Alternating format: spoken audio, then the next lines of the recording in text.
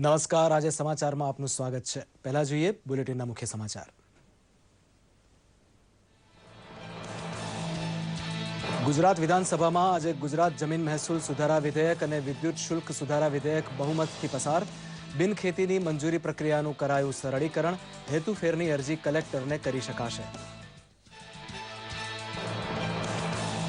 5 kilo ગાંજા સાથે 2 જણાને ઝડપી લેતી અમદાવાદની ACP cyber crime branch. 14 cartridge સાથે 2 હથિયાર પણ કર્યા જપ્ત। આરોપીઓ સુરતથી છૂટક વેચાણ માટે લાવતા હતા ગાંજો।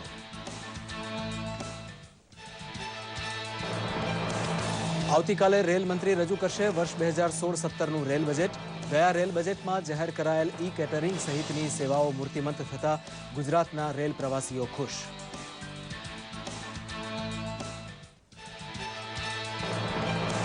હાર્દિક પટેલ મામલે સુપ્રીમ કોર્ટનું આંદોલનકારીઓ અને પ્રદર્શનકારીઓ સામે કડક વલણ। જાહેર સંપત્તિને નુકસાન ન પહોંચાડવા અને તેની નુકસાન પહોંચાડનારાઓ તેમજ રાજકીય પક્ષો પાસેથી વસૂલવા કર્યો દિશા નિર્દેશ। જેએનયુ અને રોહિત વેમુલ્લા મુદ્દે રાજ્યસભાની કાર્યવાહી વારંવારના વિક્ષેપ બાદ દિવસભર સ્થગિત। લોકસભામાં રાષ્ટ્રપતિના અભિભાષણ અને ત્યારબાદ જેએનયુ મુદ્દે થઈ ચર્ચા।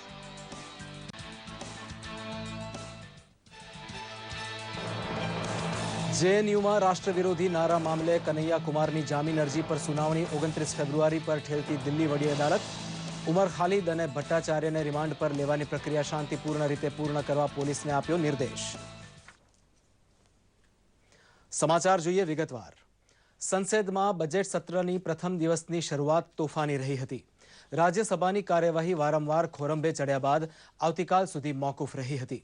કાર્યવાહી શરૂ થતાં જ રાજ્યસભામાં રોહિત વેમુલ્લા આત્મહત્યાનો મુદ્દો ગાજ્યો હતો। વિપક્ષોની ધાંધલ વચ્ચે ગૃહની કાર્યવાહી 7 વાર મુલતવી રહી હતી। બીએસપીના વડા માયાવતીએ દલિતો પર થતા અત્યાચાર અંગે વિરોધ વ્યક્ત કર્યો હતો।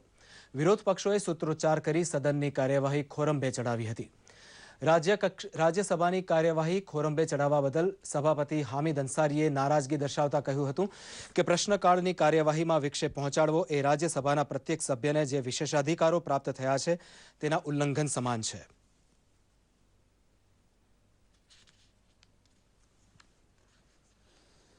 Disruption of question hour is a violation of the privilege of individual members. Is the House going on that track?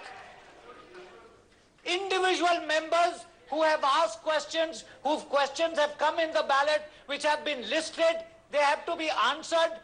Don't trample on the privilege of your own colleagues. That is all. You have the whole day to raise these questions. No, the chair is not getting into any discussion. લોકસભામાં આજે 3 વાગ્યાથી JNU મુદ્દે અને રોહિત વેમુલ્લા આત્મહત્યા મુદ્દે ચર્ચા શરૂ થઈ હતી। શરૂઆત કોંગ્રેસના સાંસદ જ્યોતિરાદિત્ય સિંધિયાએ જેએનયુ બાબતે કરતા જણાવ્યું કે માત્ર રાષ્ટ્રવિરોધી નારાબાજીથી દેશદ્રોહનો મામલો બનતો નથી। સરકાર તરફથી જવાબ આપતા ભાજપના નેતા અનુરાગ ઠાકુરે જણાવ્યું કે એ શરમજનક છે કે રાહુલ ગાંધી તેમના નાનાના નામ પર જે વિશ્વવિદ્યાલય છે ત્યાં જઈને રાષ્ટ્રવિરોધી તત્વોનું સમર્થન કરે છે। આ અગાઉ લોકસભામાં રાષ્ટ્રપતિના સંબોધન પર આભાર પ્રસ્તાવ પર ચર્ચા થઈ હતી। લોકસભામાં આજે સવારે જેએનયુ મુદ્દે વિપક્ષો વેલમાં ધસી ગયા હતા। જો કે અધ્યક્ષે દરમિયાનગીરી કરતા રાષ્ટ્રપતિના સંબોધન પર આભાર પ્રસ્તાવ અંગેની ચર્ચા ચાલુ રહી હતી।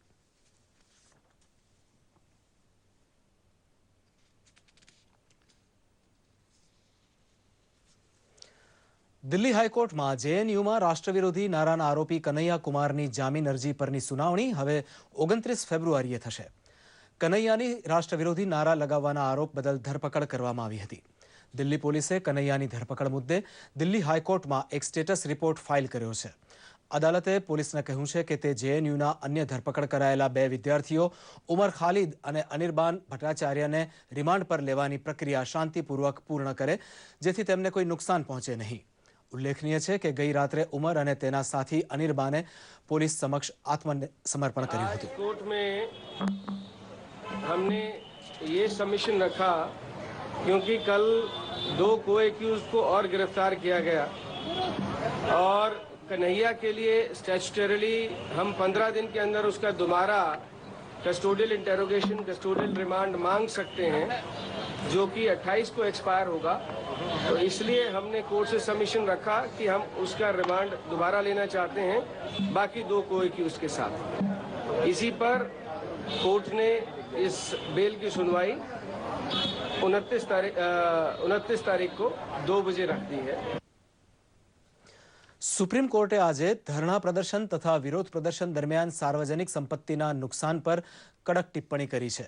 સુપ્રીમ કોર્ટે હાર્દિક પટેલ મામલે સુનાવણી દરમિયાન કહ્યું હતું કે વિરોધના નામે દેશની સંપત્તિને નુકસાન કરી શકાય નહીં, માગણીઓને મનાવવા દેશને બંધક બનાવી શકાય નહીં। સુપ્રીમ કોર્ટે વધુમાં નોંધ્યું હતું કે સરકારી પ્રોપર્ટી કે પબ્લિક પ્રોપર્ટીને થતું નુકસાન ચલાવી શકાય નહીં। આ મુદ્દે ધ્યાન આપવું જોઈએ અને દિશા નિર્દેશ બનાવવા જોઈએ। સરકારી કે જાહેર સંપત્તિને થયેલું નુકસાન વ્યક્તિઓએ અને રાજકીય પક્ષોએ ભરપાઈ કરવું જોઈએ। વળી તોડફોડ કરનારાઓએ નુકસાનીની ભરપાઈ કરવી જોઈએ। વ્યક્તિ કે સંગઠન પોતાની માંગો મનાવવા મનમાની ન કરી શકે એમ પણ કોર્ટે નોંધ્યું હતું। ગુજરાત વિધાનસભાના અંદાજપત્ર સત્રના ત્રીજા દિવસે 2 મહત્વના વિધેયકો પસાર કરાયા હતા। વિદ્યુત શુલ્ક સહિત જમીન મહેસૂલ સુધારા વિધેયક સર્વાનુમતે પસાર કરાયો હતો। જમીન મહેસૂલ સુધારા વિધેયક બિનખેતીની મંજૂરી પ્રક્રિયાના સરળીકરણ માટે પસાર કરાયો છે। બિનખેતી માટે જો બહુહેતુક મંજૂરી માંગવામાં આવશે તો હેતુફેરની અરજી કલેક્ટરને કરી શકાશે।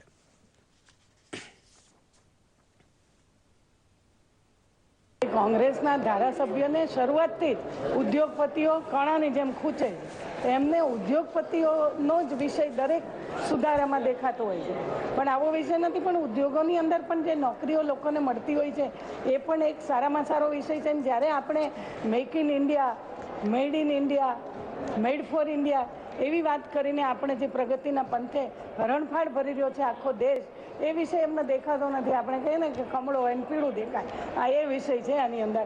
બાકી આમાં ઉદ્યોગ અને ફાયદાનો કોઈ વિષય મને દેખાતો નથી। અમે સરકારનું ધ્યાન દોર્યું છે કે ખરેખર તમે જે સરળ બિલ બનાવવાની વાત કરો છો એની અંદર જે કેસો પેન્ડિંગ છે એ કેસો માટેનું શું તમારું સ્ટેન્ડ છે, અને જે લોકોને સરકારે જમીન આપી છે એ બાબતનું તમારું સ્ટેન્ડ ક્લિયર કરવું જોઈએ। નહીતર ખરેખર આ મોટા ઉદ્યોગપતિઓને અને મોટા બિલ્ડરોને ફાયદો થાય એના માટેનું આ બિલ છે એ સ્પષ્ટપણે દેખાઈ આવે છે।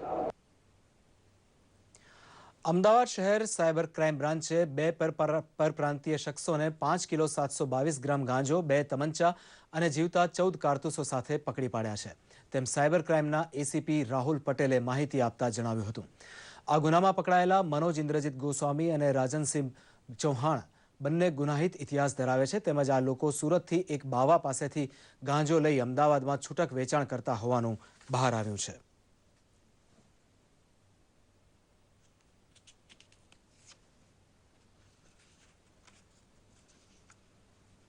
પર્ટિક્યુલર વાત કરીએ તો રાજનના વિરુદ્ધમાં અગાઉ અમરાઈવાડી, ખોખરા, રામોલ વગેરે પોલીસ સ્ટેશનમાં મારામારી અને ચાકુ રાખવાના ગુના દાખલ થયેલા છે અને આ સંબંધે તેમની અમદાવાદ શહેર પોલીસ કમિશનર તરફથી 2 વર્ષ માટે તડીપાર પણ કરેલા હતા અને એને ખૂનની કોશિશમાં પણ અગાઉ ગુનો દાખલ થયેલો છે।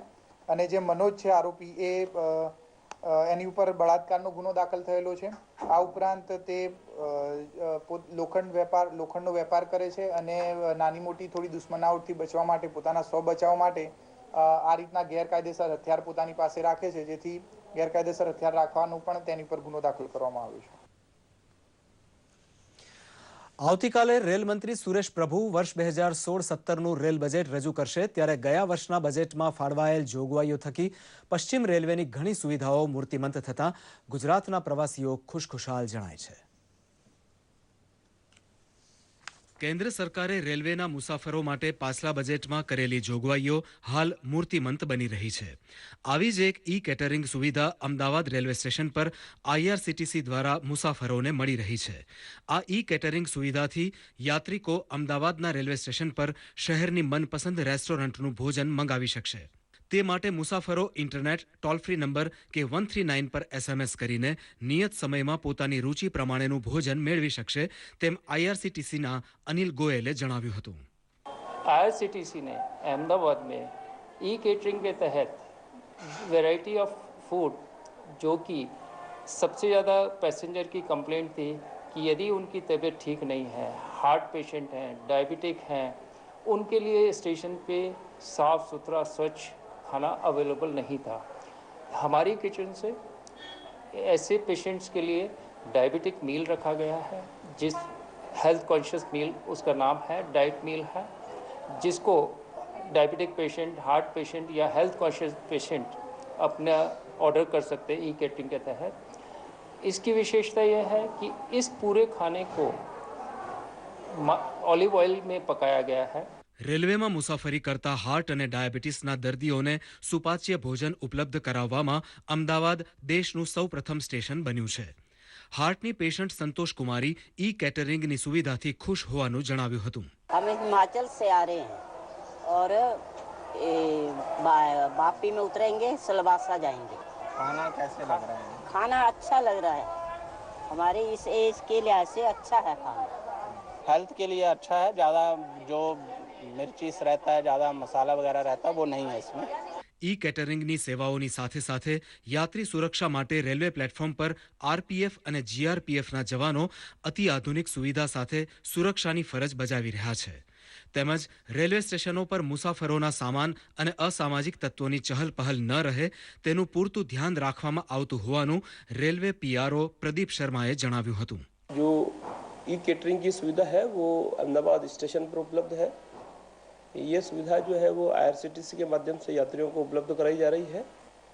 अगर आप अपना मनपसंद खाना बुक कराना चाहते हैं तो जब आपका IRCTC के साथ टिकट बुक होता है तब भी उसके साथ भी बुक करा सकते हैं। और अगर आप ट्रेन में यात्रा कर रहे हैं और आपको पर्याप्त समय अगर है तो उसमें भी आप ऑर्डर कर सकते हैं। अहमदाबाद स्टेशन पर अगर प्लेटफॉर्म सुरक्षा की बात की जाए तो प्लेटफॉर्म पर आरपीएफ और जीआरपी जो है वो दोनों मिलकर सुरक्षा व्यवस्था को संभालते हैं। રેલવે મુસાફરો માટે સેવા આપતા કુલીઓને અવારનવાર યોગ્ય તાલીમ આપી યાત્રીઓ સાથે યોગ્ય વ્યવહાર કેળવવા તેમજ તેમની સમસ્યાઓને સાંભળીને યોગ્ય ઉકેલ લાવવામાં રેલવે વિભાગ દ્વારા પ્રયાસ કરવામાં આવી રહ્યા છે। રેલવે બજેટમાં પાછલા વર્ષે કરેલી જોગવાઈઓ જ ન બનતા ખરા અર્થમાં તેનો અમલ થઈ રહ્યો છે। રેલવે તંત્ર મુસાફરોની સુવિધા માટે ઈ કેટરિંગ, પેસેન્જર સિક્યુરિટી, કુલી, સ્વચ્છતા વગેરે સેવાઓ દ્વારા સજ્જ થઈ રહ્યું છે। જયસુખ સિયાણી, દૂરદર્શન સમાચાર, અમદાવાદ। ગામડાના સામાન્ય માણસને સેટેલાઇટ વિશેની જાણકારી પ્રાપ્ત થાય તે હેતુથી ભાવનગરમાં Indian space research organisation ISRO દ્વારા સંચાલિત 2 દિવસ માટે વિક્રમ સારાભાઈ સ્પેસ એક્ઝિબિશન યોજવામાં આવ્યું છે। ગામડાનો છેવાડાનો માણસ આજે મોબાઈલ અને નેટ વાપરતો થયો છે, પરંતુ તેને સેટેલાઇટના ઉપયોગની જાણકારી નથી। આથી સેટેલાઇટ અને ટેકનોલોજીથી માહિતગાર કરવા કલ્યાણ પ્રાદેશિક લોકવિજ્ઞાન અને ઇસરોના સંયુક્ત ઉપક્રમે આ પ્રયાસ કરાયો છે। ભાવનગરના કલેક્ટર BN પાની અને DIG અમિત વિશ્વકર્મા દ્વારા પ્રદર્શન ખુલ્લું મુકાયું હતું। ભાવનગર અને આજુબાજુના ગ્રામીણ વિસ્તારના લોકો પ્રદર્શન નિહાળી શકે તે હેતુથી 2 દિવસ સવારથી સાંજ સુધી આ પ્રદર્શન ખુલ્લું રહેશે।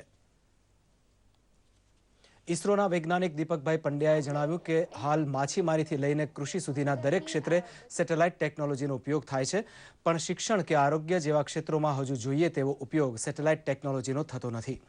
પ્રદર્શનમાં ઇસરો દ્વારા અવકાશમાં તરતા મુકાયેલા ઉપગ્રહોના મોડેલ્સ, તેમાં વપરાતી ટેકનોલોજી અંગેની માહિતી તેમજ તેના પાર્ટ્સ, સેટેલાઇટમાં વપરાતા કેમેરા વિશે વૈજ્ઞાનિકો જાણકારી આપશે। તો ફિશ ક્યાં છે એ એડ્રેસ આપણે એને સેટેલાઇટના માધ્યમથી બતાવી શકીએ। એગ્રીકલ્ચરમેન ખેતી કરતો હોય, પોતાની જમીનનો પ્રકાર કયો છે, આબોહવા કઈ છે, કયો પાક એના માટે અનુકૂળ છે, આ બધું માર્ગદર્શન છે એ સેટેલાઇટના માધ્યમથી મળી શકે એમ છે। ટાઉન પ્લાનર ટાઉન પ્લાનિંગ કરે તો પણ સેટેલાઇટ ડેટાનો ઉપયોગ કરી શકે, બરાબર। કોડ પણ એના પર ચાલે છે। આપણે પંચાયતી રાજ એક મોટું સપનું છે જે સેટેલાઇટના માધ્યમથી સાકાર થશે। સાથે જ આ બુલેટિન અહીં સમાપ્ત કરીએ છીએ। નમસ્કાર।